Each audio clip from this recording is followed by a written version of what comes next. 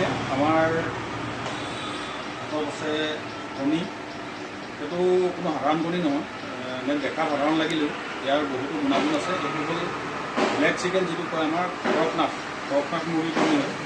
কৰকনাথ মুৰ্গী মোৰ ওচৰত প্ৰায় আজি 8-9 বছৰ হৈ গ'ল, আৰু প্ৰায় মানুহে এই কণীবিধ বিচাৰি বহুত দূৰৰ পৰা আহে। দাদাও আহিছে আজি সোণাৰীৰ পৰা অহাৰ মূল উদ্দেশ্য হৈছে এই কণীকেইটা।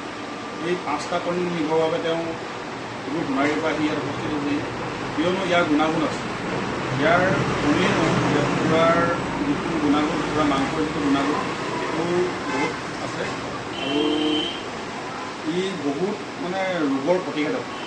আৰু আমাৰ ইয়াত সদ্যহতে আমি ইয়াৰ অসমত বিশেষ প্ৰচলন হোৱা নাই যদিও বাহিৰৰ ৰাজ্যবিলাকত ইয়াৰ বিশেষ প্ৰচলন আছে, আৰু বহু মানুহে ইয়াক খাই উপকৃত হৈছে। বহুতে ক'ব খোজে যে ক'লা মুৰ্গীৰ কণী আমাৰ ক'লা হয়, কিন্তু সেইটো ভুল ধাৰণা।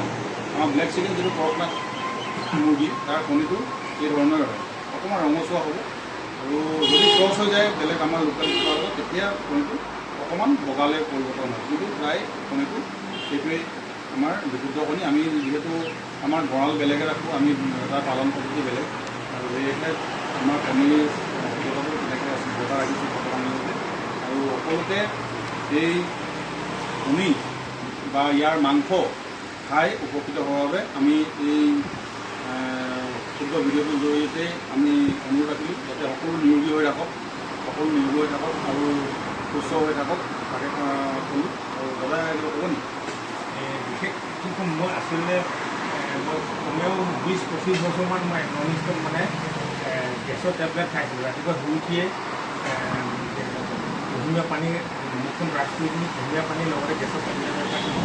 এইধৰণে খোৱাৰ কাৰণে মোৰ তাৰমানে যিটো লিভাৰ, লিভাৰ যিটো ডিটক্স কৰিব লাগে, আমাৰ ৰোগ প্ৰতিৰোধ ক্ষমতাটো সেইটো মানে কমি গুচি গৈছে। তেতিয়া মোৰ ভাল অভিজ্ঞ মোৰ দাদাই ক'লে যে তুমি এই কণীটো কেঁচাকৈ মানে মানুহ চুঙা এটাত কৰি পিনি সেই কণীটো হুকি খাবলৈ কৈছে। কেঁচাকৈ মই খাব পাৰিম। মই ল'ৰালিতে মই বাইদেউহঁতে মই যেতিয়া কৰি আছিলোঁ, কলেজ পঢ়ি আছিলোঁ, তেতিয়া মোক ৰাতিপুৱা কেঁচা কণী এটা খাবলৈ দিছিলে।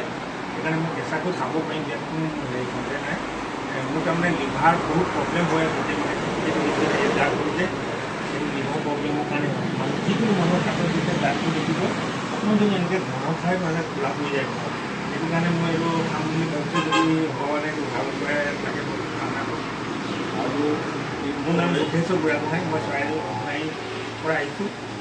আমাৰ সোণাৰী এতিয়া বুঢ়াগোহাঁই বনখালী চৰাইদেউ জিলাৰ মই উদযাপন সমিতিৰ ছেক্ৰেটৰী, আৰু চৰাইদেউ জিলাৰ বুঢ়াগোহাঁই বনখালী কাৰ্যকৰী মই জিলা সমিতিৰ কাৰ্যকৰী সভাপতি।